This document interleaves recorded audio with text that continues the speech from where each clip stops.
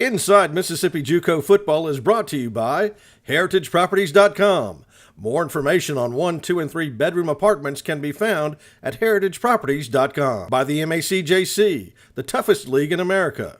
C-Spire, Farm Bureau Insurance, Mississippi Sports Medicine, EnviroTurf Services, Bank Plus, Mississippi Blood Services, Yesco Custom Signs and Lighting, and Mississippi Sports Hall of Fame and Museum.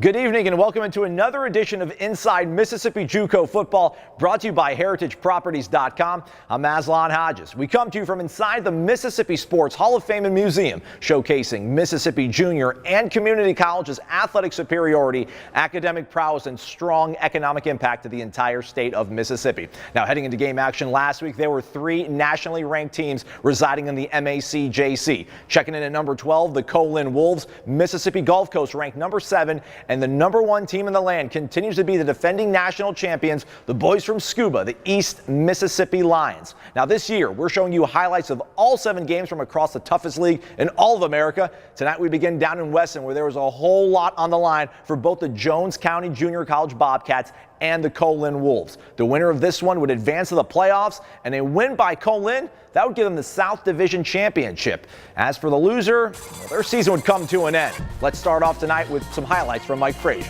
It would be a money game for certain in Weston. Winner of this game earns a playoff berth. Here's Jones County Junior College's offense getting on the board on a 1-yard touchdown run. It's 7-0 visitors.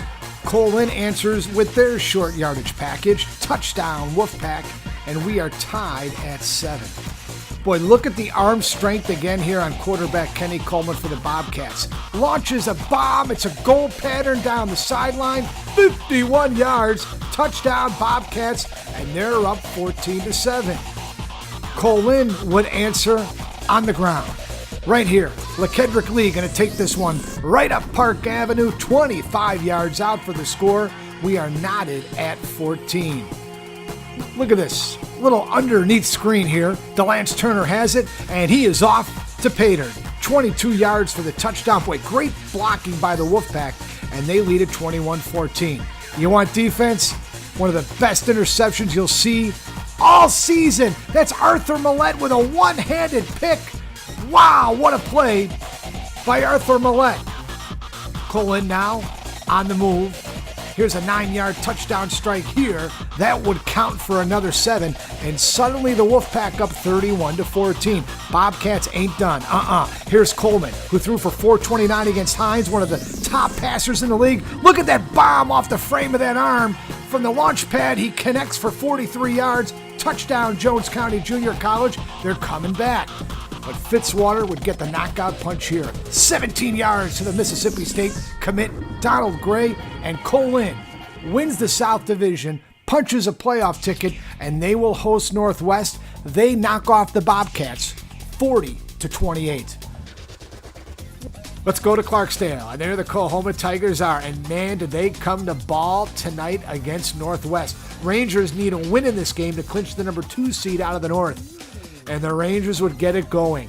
Here's running back Justin Crawford grabbing the rushing headlines the last month. Here's why. 7-yard touchdown run, 7-0 visitors. Coahoma answers here. Gerald Lampkin, his version of a 7-yard touchdown run, and we are knotted at 7 in Clarksdale. Here's Crawford again. Just watch and respect the instincts. Now the speed. And folks, here comes his impersonation of Houdini. What? 70 yards and the touchdown. Oh, brother. What a play by Crawford. Tigers have an answer. Here's Mitchell to Marcel Williams. Williams with some big scoring plays this year, and he does it again. And this was going to be a battle all night long in Clarksdale. Here's Crawford again for his third touchdown from 8 yards out. Northwest back out on top. Crawford again going to take this one from 1 yard out. He's into the end zone for his fourth touchdown of the game. All right, Coahoma down 28-15 fourth quarter. Mitchell here to Kashawn Evans for the touchdown. Rangers looking to go for the knockout punch here on the goal line. Here's the handoff, and is he in? Is he in? Hey, that's a fumble. That's a fumble near the goal line. Coahoma says they have it. The Tigers say they have it, and they do. Tigers recover the fumble. First down, Coahoma. But the Rangers would come right back after the defense stops. Here comes Terrius Johnson. He takes it into the end zone, and Northwest leading at 34-22 as they can feel it, getting that number 2 seed. But Coahoma wasn't through. They answer here. Mitchell over the middle, 53 yards to James Hill, and he is gone. 44 seconds left, and Coahoma within one score at 34-29. Onside kick time. Here comes the kick.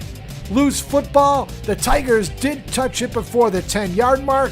Northwest recovers it, and the Rangers, for the 23rd time in the last 30 years, punch their ticket to the postseason. They knock off the stubborn Coahoma Tigers, 34-29. Let's go to Boonville, home of the Northeast Mississippi Community College Tigers, as they take the field in their season finale as they take on the Holmes Community College Bulldogs. Why is this the toughest league in America? Here's another example. Justin Williams of Northeast lays out Dre Massey. On that play, Jamel Dennis, one of the top tacklers in the league, got in on that tackle as well. Northeast Chester Lewis going to convert down on a 4th and short, going to muscle his way through for a first down. Important play there because it keeps the drive alive and allows Brent Thompson to do this. He finds Khalid Cornegay after the 4th down conversion, hits him here, 45 yards. That gives the Tigers an early 7-0 lead first quarter. Holmes running back Mitchell Cunningham going to get the scoring started for the Bulldogs. 6-yard touchdown run here. That cuts the Bulldog deficit to 7-6 early second quarter. Here's Aquindus Henson from 9 yards out. This run would give the Bulldogs a 13-7 lead. Still second quarter action.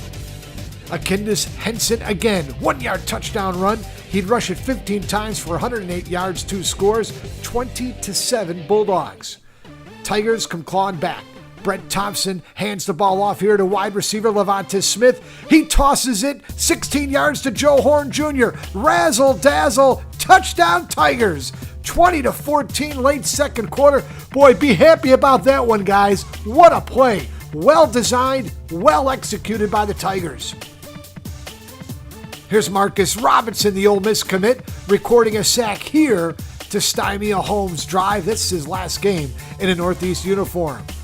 Holmes Cole Ballard going to connect here at a 30-yard field goal. This would give the Bulldogs a 23-14 halftime lead. Joe Horn Jr. was exciting. Watch this concentration and this nice grab, a 48-yard reception during the final game of his freshman year. He should be a big-time prospect for the Tigers next season. Holmes Jamario Benson at quarterback, 1-yard touchdown run on 4th down. Big play, money play to extend the Bulldog lead to 30-14. Back come the Tigers. Brent Thompson sneaks this one into the end zone from 1 yard out. Thompson's first career rushing TD cuts the Tigers' deficit to 30-20, 5.5 to go. But here's the knockout punch. Holmes, Mitchell, Cunningham. He is off, 52 yards for the score. Cunningham, last time we saw him, folks, he was laying motionless on this field a year ago. Good to see the young man up and moving, all his motor skills going well. Congratulations, Cunningham. A lot of courage to come back in after what happened to you last year.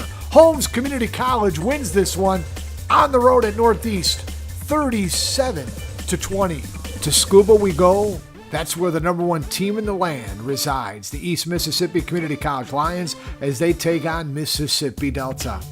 Lions would get it started. Chad Kelly here to Camion Patrick for the touchdown. 7-0 Lions. Lions can play defense too, as we all know. Here's Mario Montgomery with the sack. They would eventually rule this a safety as Delta recovered it in the end zone. It's 9-0 East Mississippi early on. Kelly here to Johnson for 17 yards and a touchdown, and the Lions rolling in scuba in this one.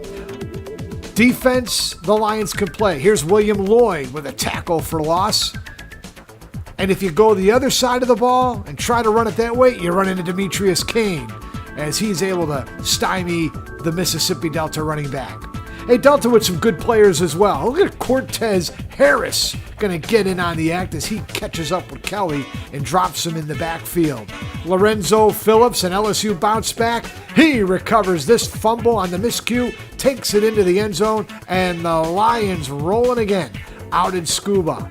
But it was all East Mississippi once again. Dante Sawyer on the sack. And that's what the Lions do, folks. They play offense, they play defense, and they play very good special teams. Lions win this one and close out the regular season unblemished as they win it 65-0. Much more game action to come up later in the show, but time now for our C Spire Community College feature. Holmes Community College in Goodman recently appointed a new president in Dr. Jim Haffey. Holmes Community College has an impeccable reputation both athletically and academically within the MACJC. To find out more on Dr. Haffey's vision for the Holmes Community College campus, we go to Goodman, where we find our own Mike Frazier. And we're here on the Goodman campus of Holmes Community College with the president, Dr. Jim Haffey of Holmes Community College, the youngest president now in the MACJC. First of all, Dr. Haffey, congratulations on the position. I know you were at Grenada prior to here, so you are one of the Holmes Bulldogs coming over here and taking over this position. Well, thank you, Mike, and I'm glad that you came this early in my tenure, where at least we'll have some video footage of without my hair being completely gray and so yeah, maybe I still look somewhat youthful in the years to come. So. You look at the program as you of course are a part of it on the Grenada campus. You come over here to Goodman. Your vision for the college, the first 12 months and then the next 24 months after that under your direction. Where do you want to take this program? Sure. Well, I think if you do systematic approaches to things and you start with the little improvements, those snowball into bigger and better improvements. 12 months is not a very long time. It will fly by. But the thing that we're probably concentrated on the most right now as a college is ensuring that we have a great accreditation visit that's coming up. It's a 10-year process to make the college better.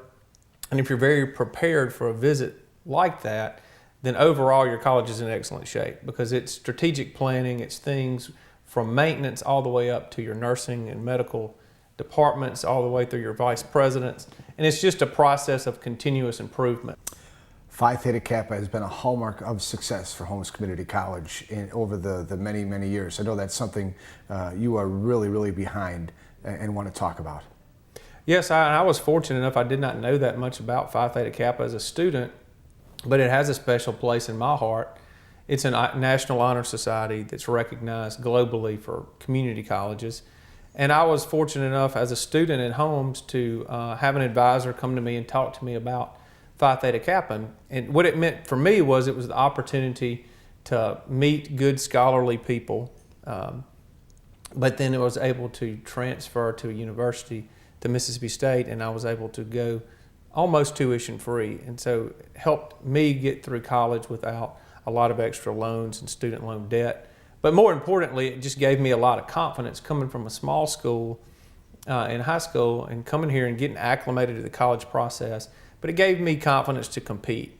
Your vision for athletics, where do you want to take athletics? Where do you want to see it go in the foreseeable future? But I think it plays a big role. If you travel across the United States, everybody knows the Mississippi Community College system. It was one of the founders of the community college system in America.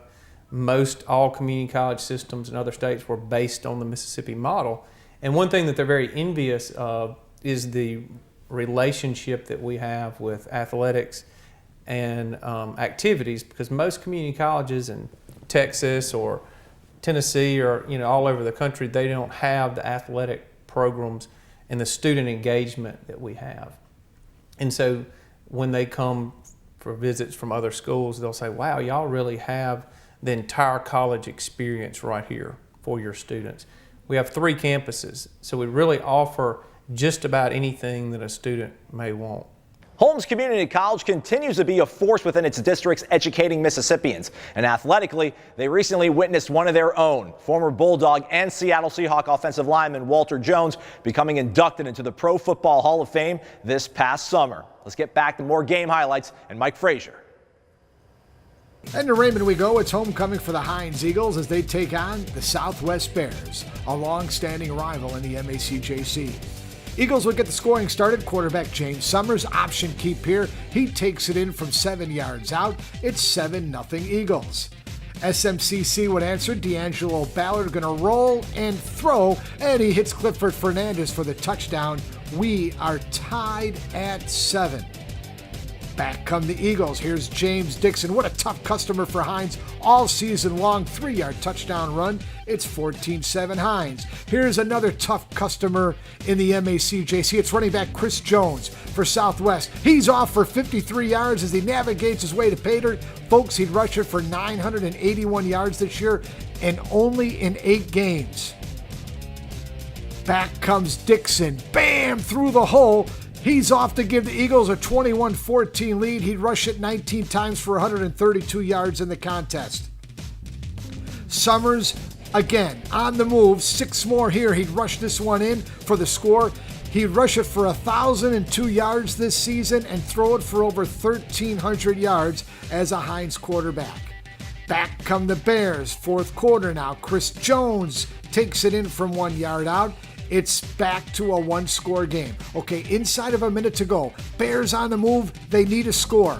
Look at Ballard. Show the patience. Finds Shantez Smith for the score. Bears within 1. We're headed to overtime in Raymond. No, Bears are going to go for it. Tucker Peavy says, let's go for 2. Ballard rolling. Ballard throwing. Incomplete. Hines holds. Eagles win. What a gutsy, dramatic, tough football game in Raymond. Hines wins it over Southwest, 31-30. Then to Decatur we go. East Central hosting Pearl River in a South Division game, and there's that good-looking Enviro turf field that they laid down earlier this year. Boy, wait till next year in Decatur when they come with the Football Operations Center. All right, Pearl River in white. Here's Kalen Cooper on the money to one of his favorite receivers, Austin Watts, for 38 yards and a first down. Okay, later on in the first half, here's LaMarcus Franks. And look at the kid go. 14 yards to the 1-yard line, sets up a 1st and goal for the Warriors, and they're knocking on the door to Pater. Here's Willis going to take the snap. Is he in the end zone? Well, wait a minute now. They're saying that's a fumble. They're saying the ball is fumbled, and Noah Jones comes out with it, but they blow the play dead. And they're going to say it's Wildcat football at around their 1-yard line. So the Wildcats take over, and Cooper going to roll in the end zone and throw. His pass is incomplete, but there's a marker down in the end zone. And wait a minute, let's see what the call is here. Holding, gives the offense, number 77. The foul occurred in the end zone and for the fans. Result of the play, Mason. Little defense here now by Pearl River. Look at Xavier Grindle. Got to step in front and pick off this Willis pass, and that will stop an East Central drive. Kalen Cooper can run the football well. As we documented, one of the most exciting players at the quarterback position in the league. 33-yard run here. Sets up a 1st and goal. And Darryl Robinson will cap off the 1-yard run. It would be the only touchdown of the game. Pearl River with the 7-2 lead. Warriors going for the lead. Now Andrew Dunn in at quarterback. And look at this. Misdirection play. Fires it. Jordan Thomas with the catch. Touchdown Warriors. But wait a minute. There's a flag on the play. They'd say illegal formation. Touchdown nullified. Fourth quarter now. Wildcats with the ball. Charles Ducksworth with a big run. Angles left, and he's off for 42 yards and a first and goal. Warrior defense would hold.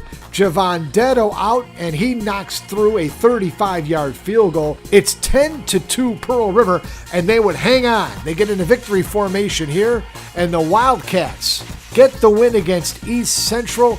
It clinches a winning season for Pearl River for the first time since 2010. Wildcats win it 10-2 over the Warriors. To Fulton we go. It was homecoming for Itawamba as they entertained the number 7 team in the country, Mississippi Gulf Coast Community College. This one would be all Mississippi Gulf Coast today. Here's Jason Smith, the Auburn commit. Rifles one here. Tyrone Williams with the catch and stretches it across the goal line. Williams, 40 catches on the season for 736 yards and 11 touchdowns. It's 7-0 Bulldogs. Gulf Coast on special teams, boy, they do a nice job as well. Look at the coverage here, and then the big stick that causes the fumble, and Gulf Coast recovers. On the ground, they've got a pair of running backs that have produced. Here's Tavares McCormick going to take it in from 15 yards out, and Mississippi Gulf Coast with a 2-score lead. Here's quarterback Jason Smith. This 5-yard touchdown run makes it 21-3 first half, and the game got out of hand in the last couple of minutes. Gulf Coast here. Here's McCormick going to take this one in for a touchdown. It's now 28-3 Mississippi Gulf Coast, still first half. And then here, Indians trying to get something going before the break. There's the sack, there's the fumble, and Gulf Coast going to take this one to pay dirt, and they lead it 35-3 at halftime. And they'd add to it in the second half. Here's Tyler McCann with a touchdown run. Going to take this one 44 yards and get it across the goal line. And Mississippi Gulf Coast Community College, number 7 in the land, wins this one on the road 49-3. Now let's take a look at all of the scores from across the MACJC in Week 9, courtesy of the Mississippi Sports Medicine Scoreboard.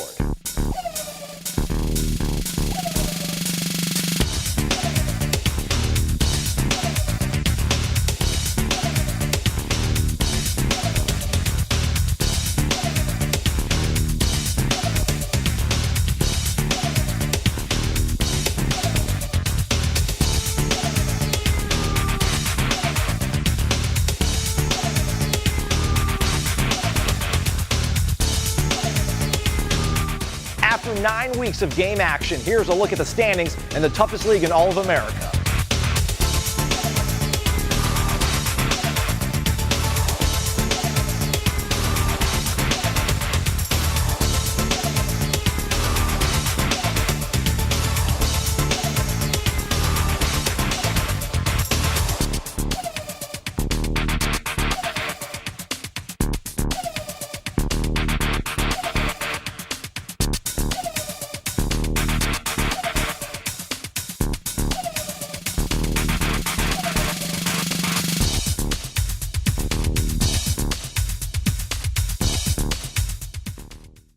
Now let's take a look at the top players through 9 weeks of game action in the MACJC.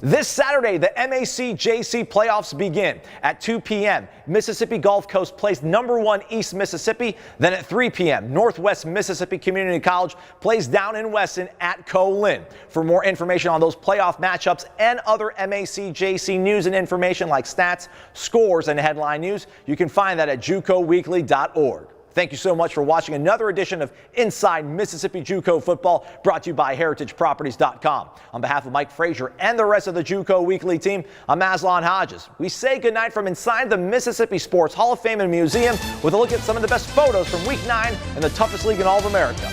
Good night.